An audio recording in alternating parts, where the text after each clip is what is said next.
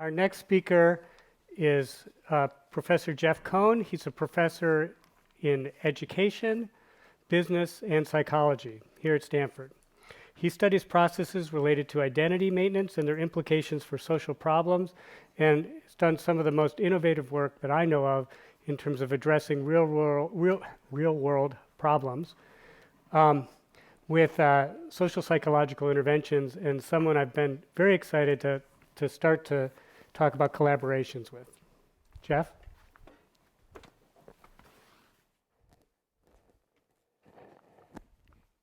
Thanks a lot, Tom. It's my pleasure to be here today. The big idea that we are dealing with in our research is the idea that perception matters. The psychological environment matters. It is not simply the objective situation that we're in that drives health and education outcomes, but our subjective interpretations of it.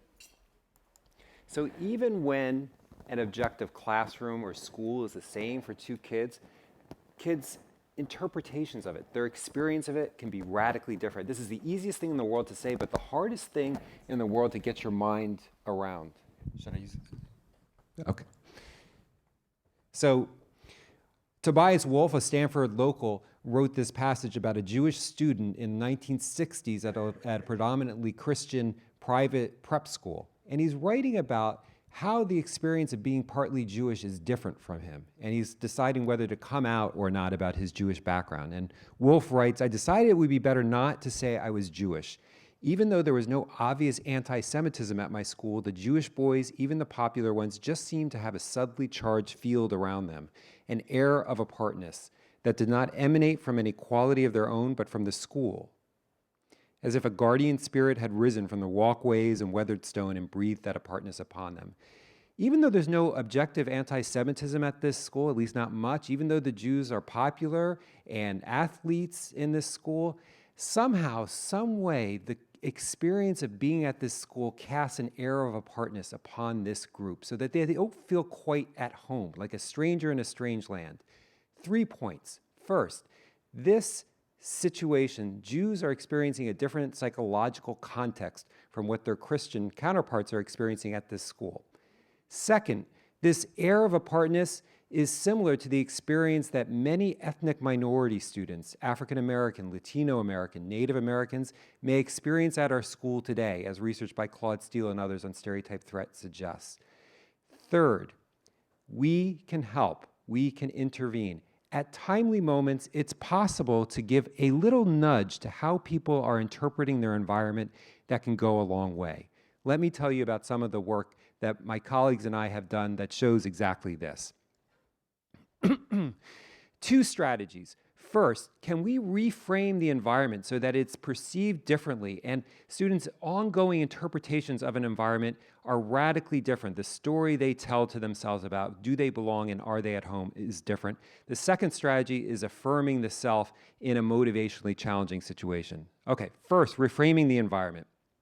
This is work done in collaboration with Greg Walton, a professor here at Stanford. I'm going to make a long story short. What we did was, in the first year of college, we brought freshmen into the lab.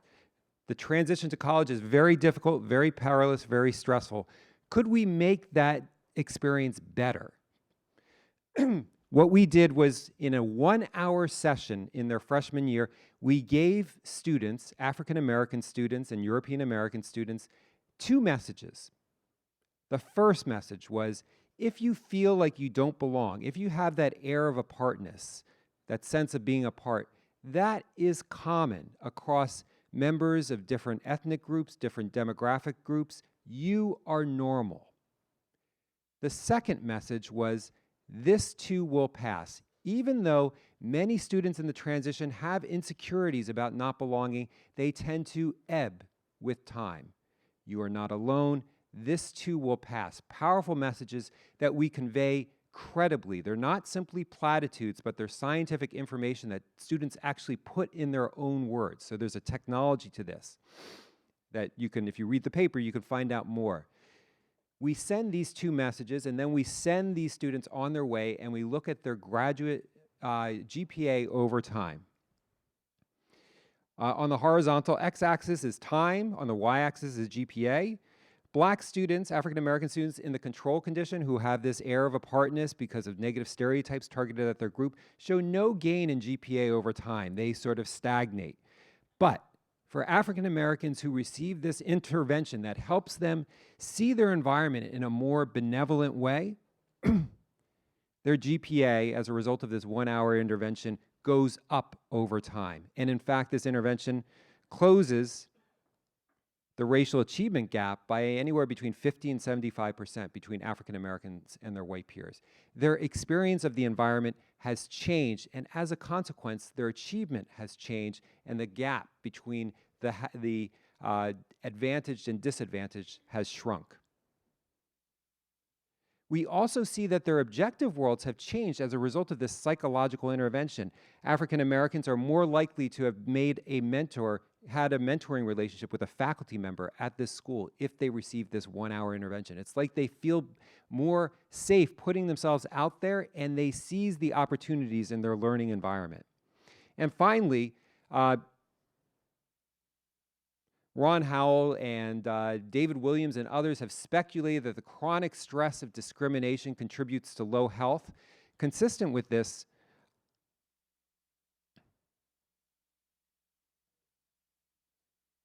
we found in terms of general health that the intervention also helped boost African Americans' long-term self-perceived health outcomes, that they felt healthier in college at the end of 4 years as a result of this intervention. Self-reported health, not objective health, but it turns out self-reported health is a big predictor of morbidity and mortality. So it is possible to reframe the environment in a way that children or students see it in a more positive way, a more optimistic way. You can do this at a transition point where you can set the tone for how students start to narrate their experience in school, and a little nudge as a consequence can go a long way, change their psychological world, and as a consequence, change their objective world. Affirming the self is another strategy. It is possible when encountering stress to pull back and say, I am bigger than this. This does not define me. This is work in collaboration with Julio Garcia, Valpurdi Vons, Omid Fatoui, and Shannon Brady and others, where all we do is at the beginning of a threatening transition, the transition to middle school, we have kids affirm the self through a series of writing exercises, 10-minute exercises that the teacher gives to you at the beginning of the year. So if you're in one of these field experiments and you're a student in the treatment condition, you get a little exercise that asks you, hey, what's your most important value? And why is it important to you? Here's an example of what one kid wrote. If I didn't have my family, I wouldn't be raised right. And if I didn't have my friends, I would be a boring person. If I didn't have my religion, I wouldn't know what to do. I would be lost. It's a brief intervention, but what is objectively small may not be psychologically small. From the kid's perspective, this is bringing to the fore a lifelong value. It's almost as if the kid has been preparing their whole lives for this moment, for this intervention. They're bringing to the fore a source of self-integrity which says, I am larger than any perceived threat in my environment. If my teacher is biased against me, or if I worry about the stereotype, I can handle it. Of course, this wouldn't work in a malicious environment, but in a generally benevolent environment, it could be a little nudge that goes a long way. What do we find? For white students, though, who do not have this air of apartness in general, they're not stereotyped, there's no effective condition, so I'm just collapsing across them, 6% fail their course. Black students in the control condition, 20% fail their course. For black students who receive this intervention where they get to reflect on an important value throughout the year, time to key stressors, half fail, 9%. It cuts the failure rate in half. You start to think, well, maybe if we could give this kind of intervention to 1 million kids, we could cut the failure rate by 100,000. It starts to get really exciting, the vision of what we could do if we can identify the places and times and kids for whom this kind of intervention works best. It sets in motion a chain reaction. The thing about life and institutions is you act and the system reacts. Here we're looking at the percentage of low-performing middle schoolers who are placed in a remedial track or retained in grade. White students, hardly any.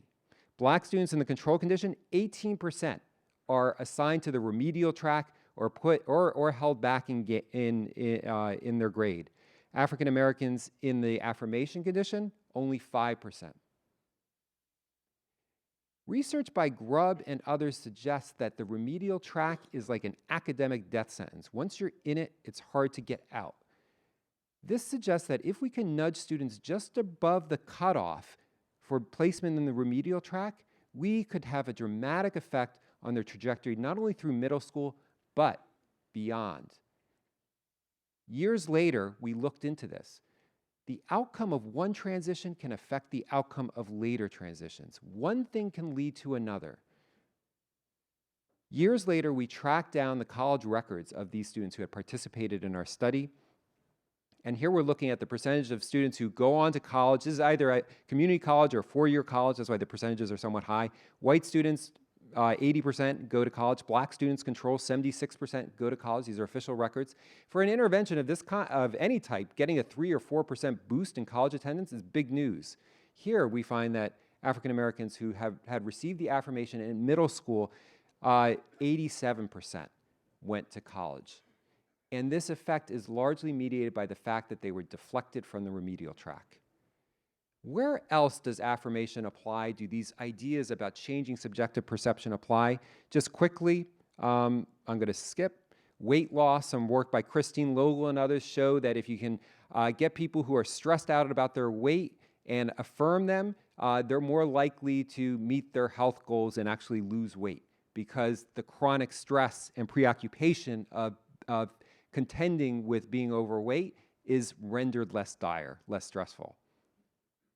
Havernack and others have shown in some very impressive and very rigorous research that if you affirm poor, disadvantaged African American students in Denver before they go into their interaction with their physician, they actually have more of a positive rapport with their doctor, and they exchange more information. And not only that, they're more likely to adhere to their medical regimen. More generally, in an Archives of Internal Medicine issue, patient outcomes were shown to be affected by affirmation and positive affect induction. So just kind of give people a broader, more optimistic frame for interpreting a stressful situation. And these have been shown to promote more favorable health outcomes, for example, increasing compliance with health regimens. Okay, big picture, 2 points. The psychological environment matters. In addition to the objective environment, the psychological perceptions of it matter. Nobody is saying that psychology is everything. The equation here is psychology plus opportunity, plus resources of the sort that Don talked about in his keynote, can synergize each other's effects so people can better avail themselves of the opportunities before them. The second big point is that although these interventions are not panaceas, they are catalysts.